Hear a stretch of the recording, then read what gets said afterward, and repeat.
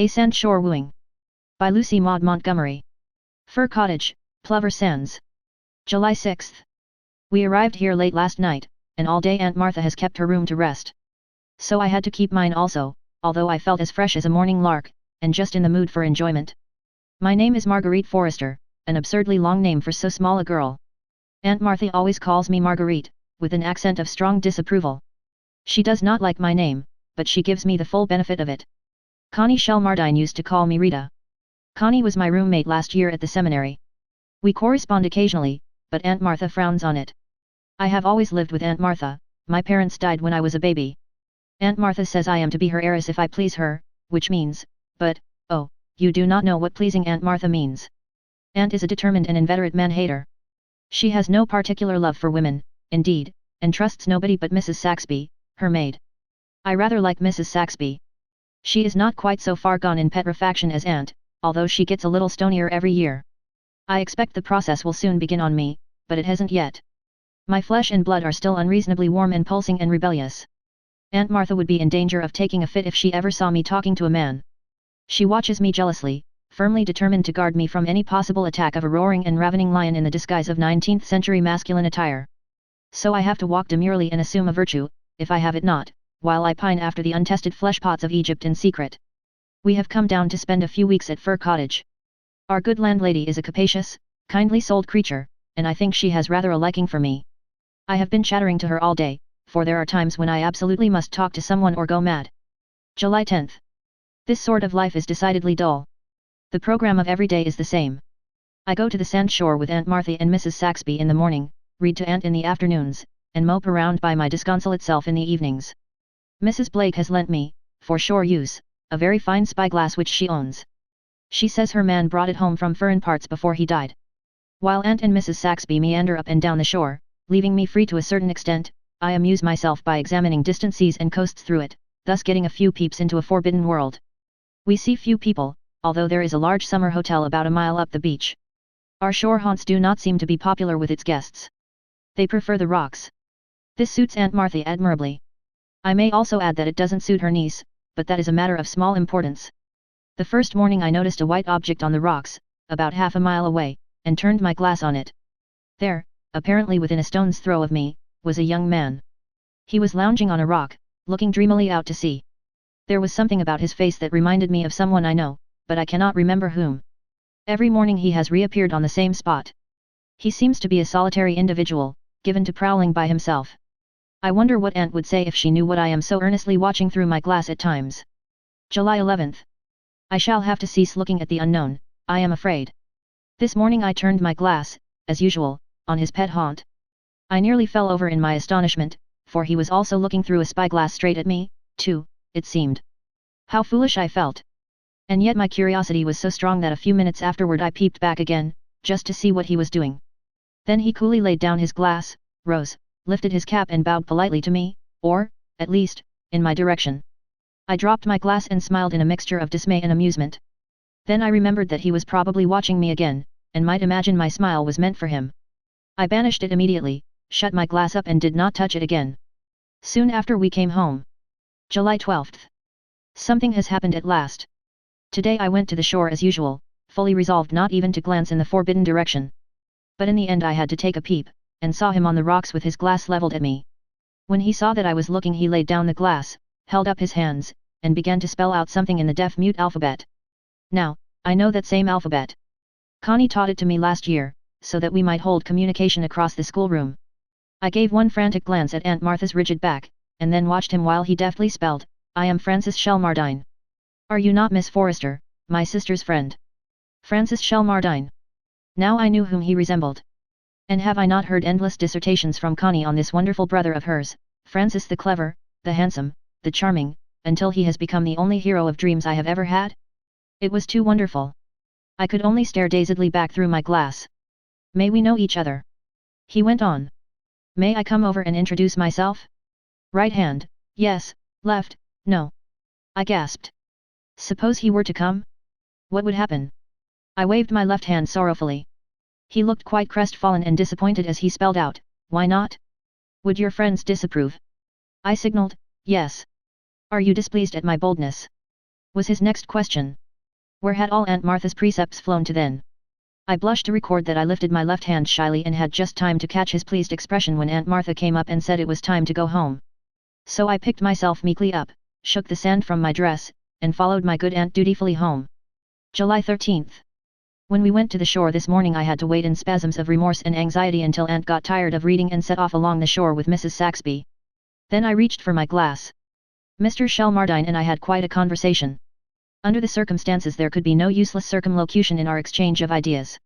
It was religiously boiled down, and ran something like this. You are not displeased with me. No, but I should be. Why? It is wrong to deceive Aunt. I am quite respectable. That is not the question. Cannot her prejudices be overcome? Absolutely no. Mrs. Alardis, who is staying at the hotel, knows her well.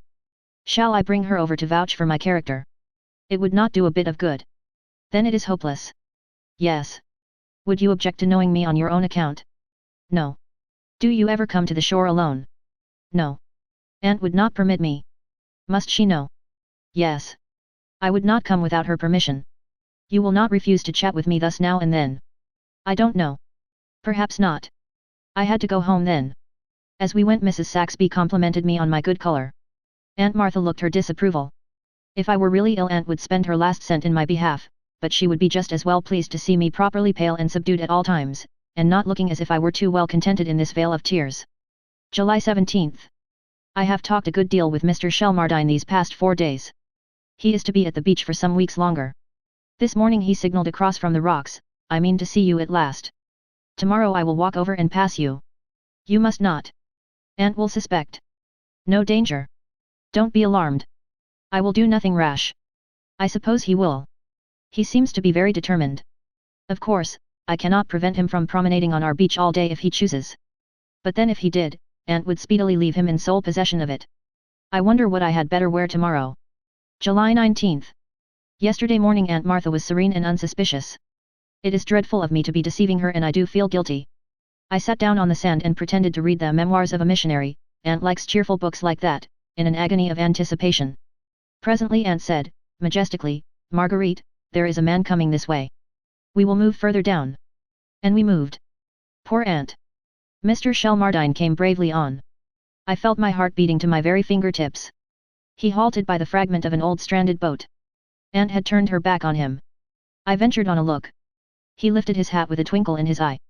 Just then Aunt said, icily, we will go home, Marguerite. That creature evidently intends to persist in his intrusion. Home we came accordingly. This morning he signaled across, letter from Connie. Message for you. I mean to deliver it personally. Do you ever go to church? Now, I do go regularly to church at home.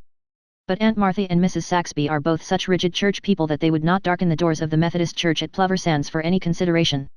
Needless to say, I am not allowed to go either.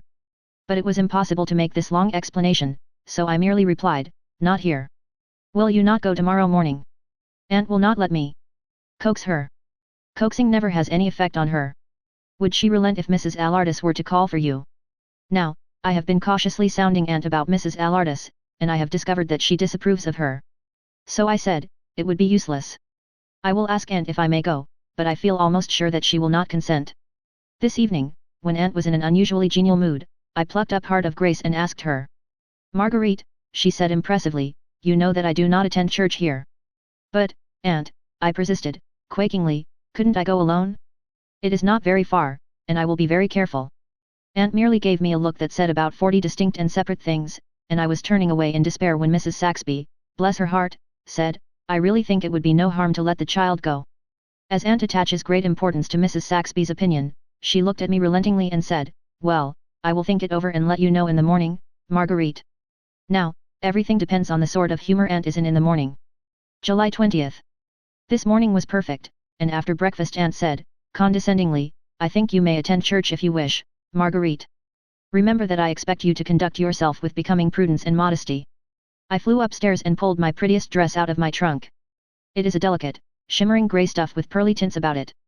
Every time I get anything new, Aunt Martha and I have a battle royal over it. I verily believe that Aunt would like me to dress in the fashions in vogue in her youth. There is always a certain flavor of old-fashionedness about my gowns and hats. Connie used to say that it was delicious and gave me a piquant uniqueness, a certain unlikeness to other people that possessed a positive charm. That is only Connie's view of it, however. But I had had my own way about this dress and it is really very becoming. I wore a little silvery grey chip hat, trimmed with pale pink flowers, and I pinned at my belt the sweetest cluster of old-fashioned blush rosebuds from the garden.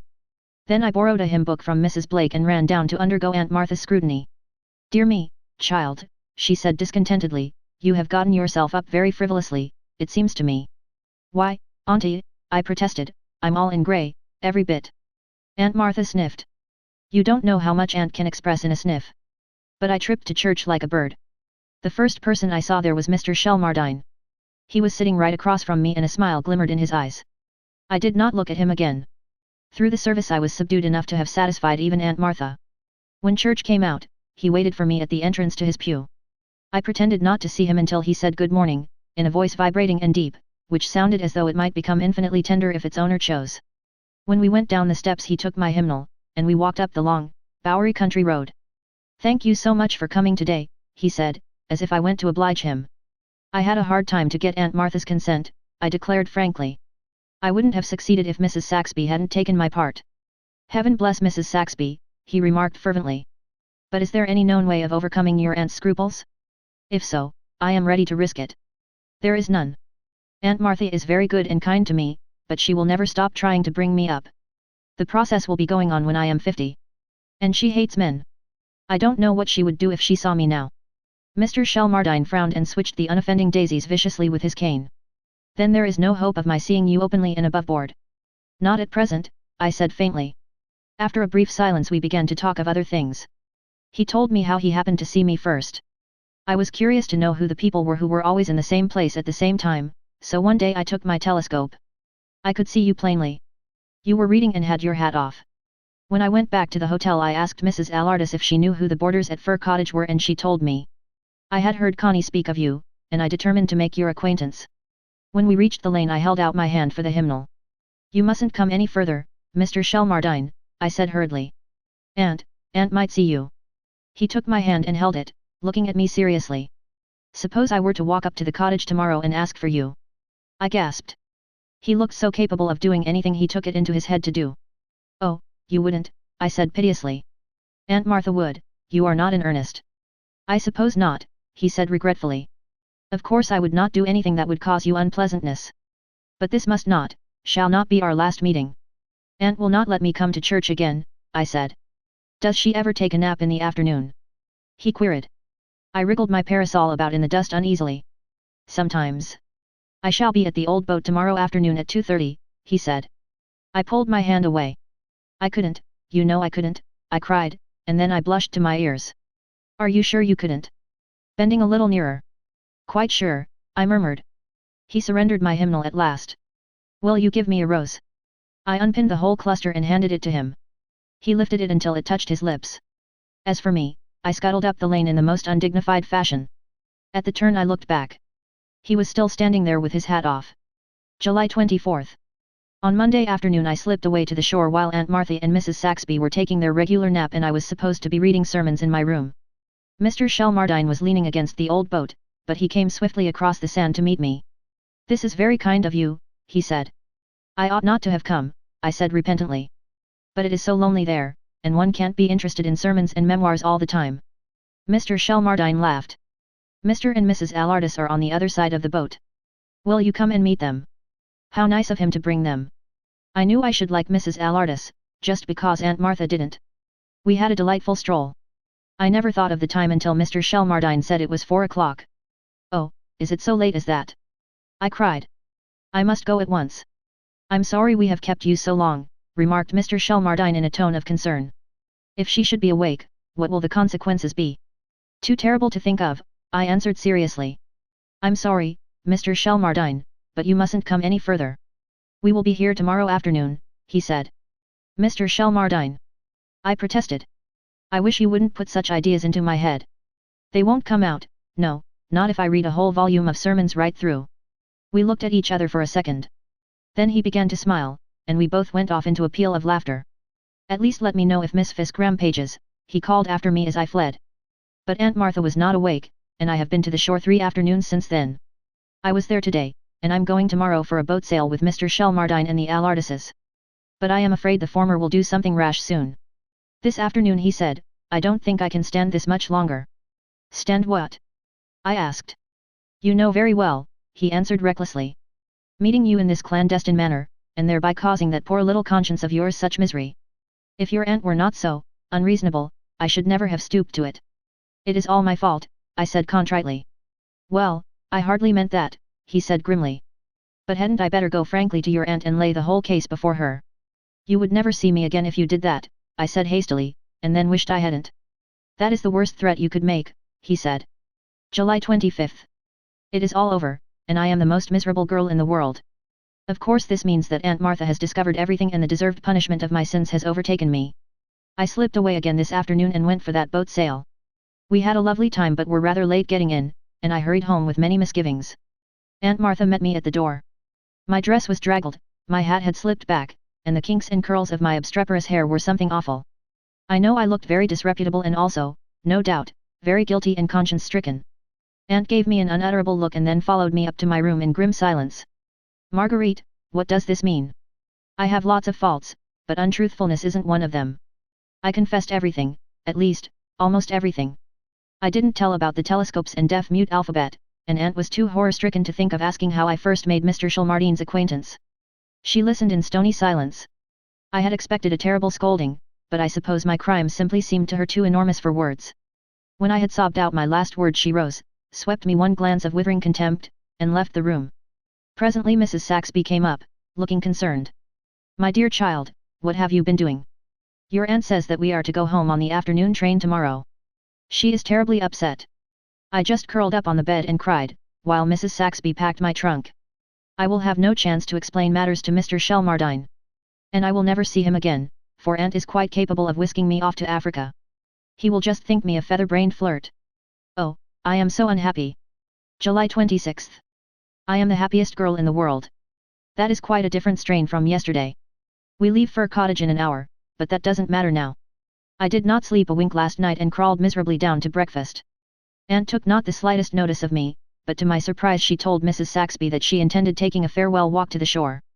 I knew I would be taken, too, to be kept out of mischief, and my heart gave a great bound of hope.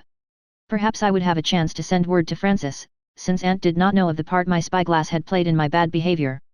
I meekly followed my grim guardians to the shore and sat dejectedly on my rug while they paced the sand. Francis was on the rocks. As soon as Aunt Martha and Mrs. Saxby were at a safe distance, I began my message, all discovered. Aunt is very angry. We go home today. Then I snatched my glass. His face expressed the direst consternation and dismay. He signaled, I must see you before you go. Impossible.